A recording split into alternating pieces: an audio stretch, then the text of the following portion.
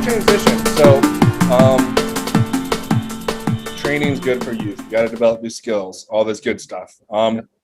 So let's talk about Strongman's role in that. I know you've written at least one piece specifically for the NCAA in a NSCA for Strongman training in youth.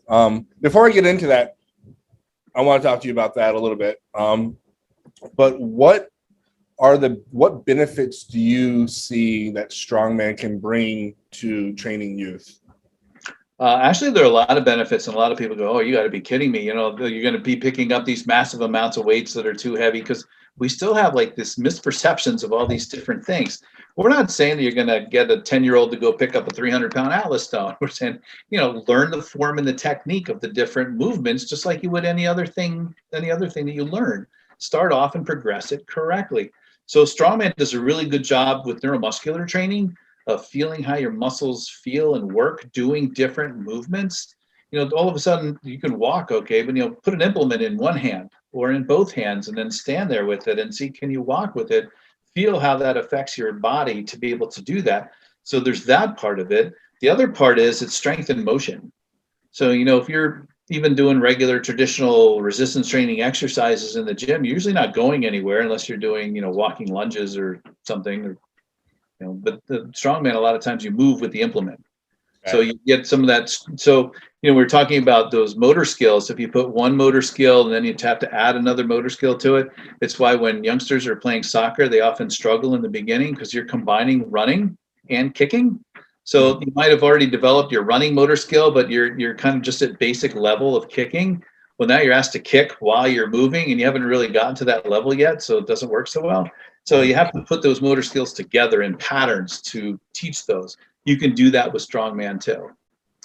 Can I get the Atlas stone off the ground to my knees? Can I lap it? Can I pull it to my chest? Can I hold it? Can I, like, all these different pieces of it? You could really break down a lot of the movements into pieces to help kids really see how their bodies work and to feel where their muscles are to be able to do the regular exercises. I know as an older person, just doing Strongman helped me to really focus better on my traditional lifts. Yeah. I found that I've been training on and off my whole life. I've almost always done farmer carries, some form of farmer carries. That's always been in my regime, but it wasn't until, I guess, I don't even know, not terribly long, 2-3 years, I've been training more Strongman specific. Mm-hmm. And it wasn't until Strongman that I really started feeling my muscles working. And that's, I did all my deadlifts and Romanian deadlifts and all that stuff, but it wasn't, so not those, but the walking events, the moving events. Like every morning I'll do, not every morning, that's a lie. On kind of my off days, right? Rest days, for like little active recovery, I'll take a little 50-pound sandbag and I'll walk with my dog. So it's a good walk, maybe a mile or so. Right. And I have never felt it in my, my lower back and even my glutes, just that prolonged period of time. And I feel like just since I've been doing it, I think I've always had pretty good posture, but everyone says that, but I really feel like now, like I'm much more up straight. I really feel it. I feel that my glutes, I don't even know what the deal is with that, man. I thought I had a pretty good butt, and just walking for a mile with it. Right. It's like, it's crazy how much I feel it. Cool. Yeah, and it's absolutely true. And the third point with Strongman for kids too is there's no reference point. Yeah. Like for a lot of the lifts that we do in gyms, kids will be in a weight room and they'll see somebody picking something up. They'll know somebody's strong. Nobody's good at all the Strongman lifts. And so if you could do something and it looks impressive, wow, it was like, that's pretty cool. So it has that element to it that I think makes it appealing to kids. And for those who don't necessarily work out all that much, I would bring tires in for my college students for a lab. Just to be able to flip the tire, it doesn't matter how big it was or heavy it was, just to say that, hey, I flipped a tire today, or hey, I dragged the sled with, 3 people standing on it. It's really cool. So, just to be able to do some of these moves, it gives you a great sense of satisfaction, I think. So I think that's motivating for kids to want to continue, because we're really trying to develop those good habits and have them value strength and value our activities. And sometimes trainers and coaches get so hung up in a regimen of, here's exactly what you're going to do.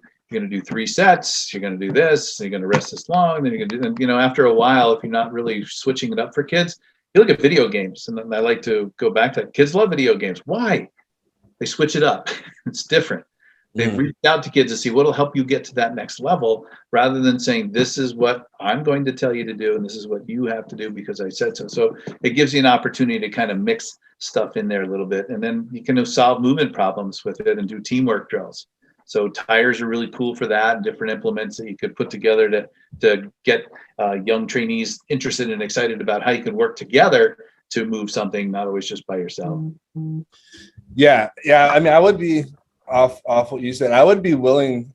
I feel safe to say that for general health purposes and just physical activity out of weightlifting styles, I would say strongman probably is the best option for prolonged. Obviously, if you want to be a bodybuilder, do your bodybuilding. If you want to be a powerlifter, be your powerlifter. But if you're just looking for general guys that want to do something to stay in shape, it seems to me, just looking, because one of the big things why people stop lifting is because it gets boring, right? One thing strongman is, it's always, you can train tons of different events, tons of different ways, and all that good stuff. So so you wrote your paper on strongman training for youth for the NSCA, right? Yep. How was that received? What was the feedback? Actually, no, it's kind of interesting that you say that too, because if you Google Strongman for Youth, it comes up as the #1 paper, which I'm really excited about. So I think it's actually might be the only one, right? Right, might be because when we talked about doing some of these things, and I was writing a column for NSCA Coach. Okay. So I would kind of challenge the status quo a little bit. Like what we regard as core training. I'm like, do you really want a 9-year-old just focusing on their core? Or do we really want them to develop multilateral development, be able to move in all different planes? So I kind of challenged that notion a little bit. And I said, well, let me challenge this notion about getting stronger, because, here, especially in the US, even with Olympic weightlifting, where, well, kids should never do that. You shouldn't really do any of these things until you've reached puberty and you're past that, and yada, yada, yada. And so we were able to show that even the UK did this great position statement on why kids should learn how to do the Olympic movements, generally like 3rd and 4th grade. So they could learn with the dowel or with a light something to get the motor pattern down, so that when they go through the growth spurt, they relearn the motor pattern, so that when they're able to take advantage of the strength curve after peak height velocity, they already have the technique. Now you're focusing on really developing the strength, whereas a lot of high schools don't start kids until they're already past that peak. Now you're trying to almost catch them up to get the technique and then to add the weight to it. So the same thing with strongman. I'm like, the same applies. And I have the kids that I train, I have them doing strongman moves and they love it. The parents, I'll invite them in. Like, if you want to see what it looks like, come watch, come try it out. So, it's kind of cool sometimes to see like a 10, 11 or 12-year-old kid pushing the sled, and then mom tries to push it too. And some of them are pretty darn strong, but like just to see what it feels like, and it's not so bad. So putting that article together, I think was really helpful to see that there's not just one way of doing things like we've been talking about. And this just kind of offered another solution to do that. We also did an article for tactical personnel. So I'll have to share that at some point in time too. But the movements aren't different, and that's what's so cool about strongman too. It really is cradle to grave. Yeah, for sure. Yeah, I've seen some of those kids. The other week is this 7. I don't want to say an age, but she was young, and she was doing these snatches. I was like, oh my! I find it extremely impressive. Yeah. You were talking. I don't even do Olympic lifts because I was never taught it, right. And I do some other power exercises, but I just got the point, like, I don't have the skills, and to be one, I don't feel like spending 2 years to perfect it.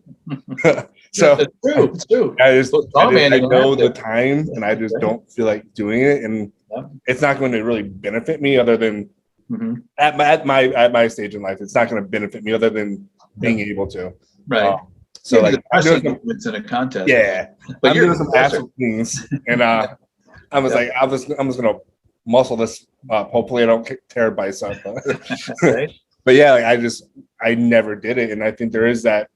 Slowly, there is a change where like, kids can do this with the right coach. Exactly. And that's always a caveat, right? It's with the right coach. Whatever it is, there's a risk in everything, but you can minimize that risk if you do it correctly, safely, have the correct progressions at the right time.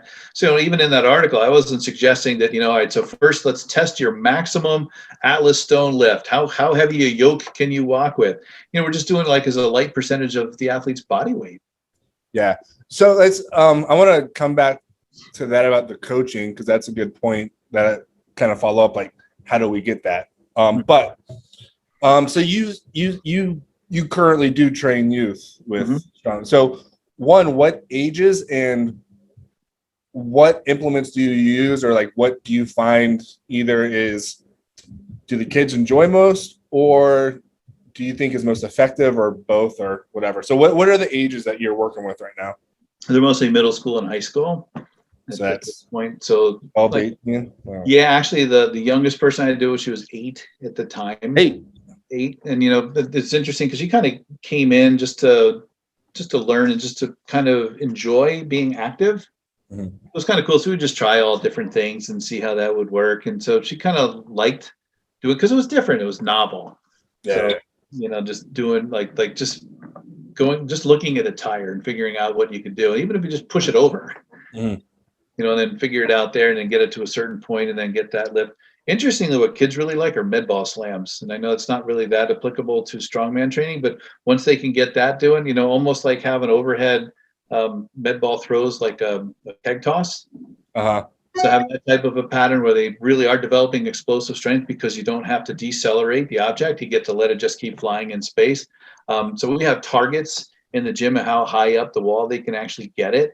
So we'll do slams and see how far up the wall they can actually get it to touch different ceilings. So like we have 4 or 5 different ceiling heights to see which ones they can actually reach to be able to do. Farmers are always kind of cool just to see what to pick up, but I don't start them from the floor. Just to make sure they have the mechanics, can they start almost from a standing position and hold it so I know they have the correct technique.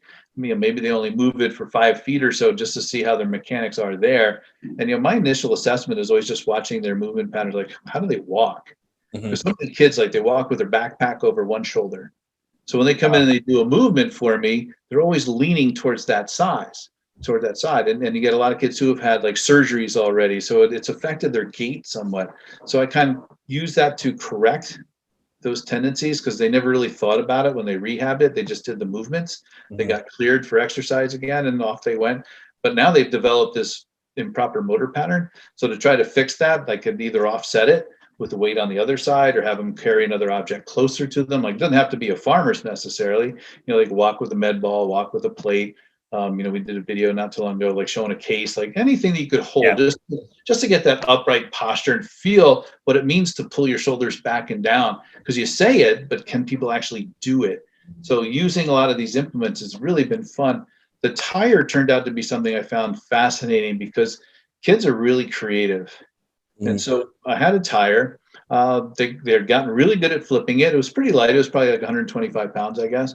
But they got really good at it. And so they decided to create a new challenge and they wanted to do a tug of war. I'm like, all right, how are you going to set that up? I'm like, we're going to do it 2-on-2. I'm like, okay. So they each held the tire at the starting line in the middle of the group exercise room. And they said the first one to get the other team over the middle line wins. I'm like, okay. They pulled for 11 minutes because it's not just straight. You could pull the tire, so they would try to strategically like pull them over to this side, over to that side. They wouldn't stop. It was incredible to watch, like how kids like change movements, figure out how to do different things, and it wasn't anything where they weren't in a really good pattern, but it was engaging for them and fun, and so that they kept after it. So there are a lot of different ways I think you could use the strongman implements in the traditional sense, and then maybe even be a little more creative. Yeah, and I'm kind of spitballing here, but that kind of just made me think. it'd be interesting to see if like when kids, when they're growing up with their neuromuscular system, maybe it's not 100%, putting them through these natural movements where they have to support themselves. I wonder if that would have a better effect than saying teach them specific stances. Right. You know, if they'd be able to, like you're saying, you don't have to teach them, they have to brace, or like even my dog, right? It's the second time I brought him up. Like I'm driving my car and when I turn, he leans into it, right? Right. Yeah. He's a dog. He knows he just so now I'm comparing kids to dogs. That's all right. I do it all the time. So I want to, as like you understand what I'm saying? Like you have these kids in these unbalanced whatever, they're getting pulled. If that would have a better benefit for them in the stage they're at, rather than kind of pigeonholing them and you got to get in a squat stance or whatnot. Leapfrog. Yeah. Leapfrog is a squat stance, and it actually helps you to get down into that position at the bottom that you're supposed to be in. So animal shapes has taken on a quick resurgence in popularity. There's certification in it now. Talking back about Rodri Lloyd, he has a whole program that they run over in his facility in the UK where they go through the alphabet of different animal shapes and show kids how to move into those different patterns for exactly that reason, for the neuromuscular control and balance that it teaches you as part of motor skill development. It doesn't always have to be that you're learning how to sprint. You're not doing A skips all the time. So a lot of what we have in the strength and conditioning realm, it's interesting. I was doing a demonstration one time and I asked all the coaches to skip for me, just as showing fundamental movement skills. Every one of them did an A skip or a power skip. They didn't remember how to actually skip. You had to go back and show them again. And kids are now the same way. So when you try to show them different movement patterns, they don't get it because they're only learning the sport specific patterns anymore. So I agree, like moving it all around, doing different things like that, and asking the kids to be creative. They come up with really cool stuff. And I don't think we engage with them enough in the process of what it would look like. And that's part of the issue with sports, I think, sometimes. Like I'll ask them, like, what would you do with this sport to make it different? So I used to teach phys ed, and when I was teaching phys ed, maybe the unit was on baseball and softball. I'm like, all right, how would you make this more interesting? Because most people playing softball, especially in phys ed, you spend the most of your time walking, standing around. So like, how could you make this more engaging? They came up with great ideas. How to keep everybody moving. All right, so like when somebody hits the ball, everybody on this team has to do that. And they figured out great ways to get everybody moving, and it was much more engaging, and they got more skill out of it. Yeah. Have you done traditional training, resistance training with kids? I wonder if you can you compare? Do you see like the kids like this more, or this is more effective, or can you compare the two like from a anecdotal perspective? Yeah, I think just from my experience, like having the balance of all those things so that they have more tools in their toolbox, rather than just saying, like you'd said before, like sometimes it can get boring. That's the way I was with resistance training too, right? I've been training since I was 12 years old. So all of a sudden it's legs day. Oh, we're going to do back squats. All right, great. So, I didn't see that coming. Yeah, right. Yeah, doing it for years and years. So doing it like squatting with a yoke all of a sudden, or with a Viking press, I'm like, wow, this is pretty cool. There are lots of different ways to squat. So like having all these different things, I think keeps it interesting for kids. So I think if I was just doing strongman, or if I was just doing traditional, yeah, it's got some merit, but being able to mix all the different types of training up for them, and then really explaining to them why. Kids are smart.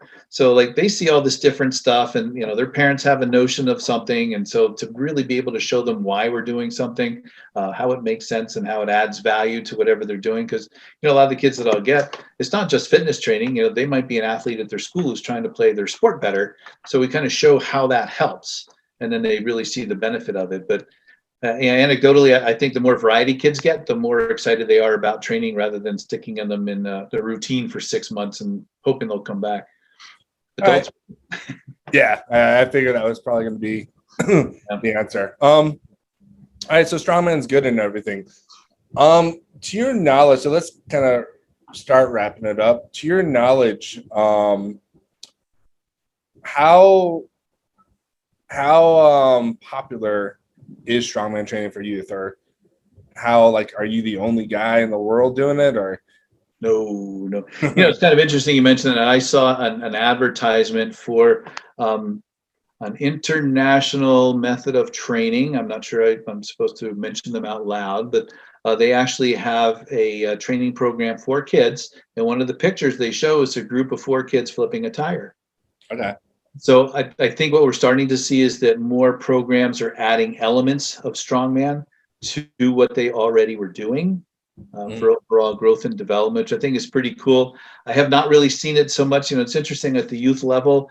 If you look at town sports, travel teams, recreational leagues, you don't see the strength and conditioning tied hand in hand with those programs, unfortunately. So you don't see it in those settings. They're just going and playing their sport and going home. The kids are going somewhere else to get their strength and conditioning.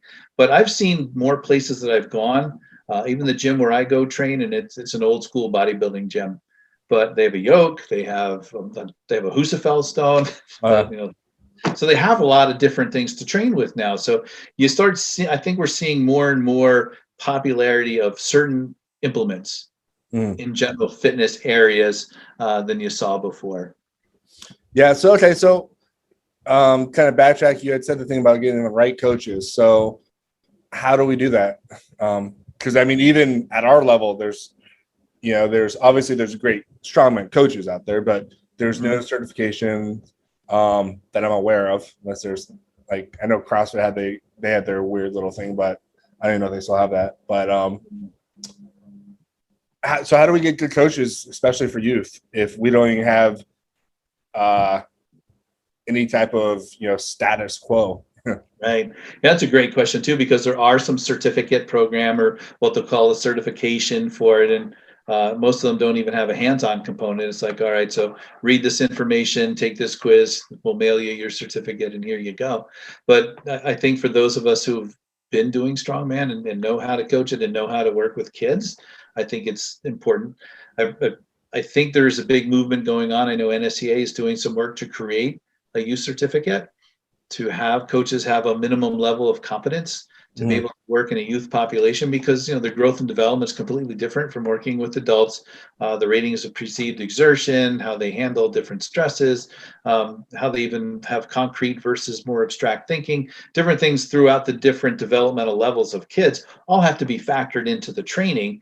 And a lot of times coaches will just coach the way they were taught when they were young athletes, which isn't really the way we do things anymore. So I think there's a huge need for that now. And I think that's a great thing to bring up. That could be something that the Strongman SIG wants to start to take on. Like, how do you put those elements together? What should a coach of a young athlete be able to show and do and help an athlete to learn in terms of strongman training? All right, cool. So this give you a hint. So if you were to like kind of sum up, if you were talking, pretend I'm a youth coach, right? So this is gonna be the last little bit. Pretend I'm a youth coach. Convince me that I need to start using, or not I need to, but I should use strongman. What would you say?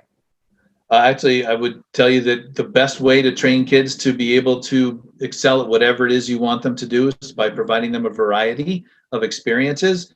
So strongman are implements that are safe, done correctly, just like everything else. So be more than happy to share with you how the implements should be done, show you where you can get some videos from the Strongman SIG, different things that are coming out to help you in the process. Because I think the big thing we need right now is to be able to reach out to youth coaches and say, here's how we can help.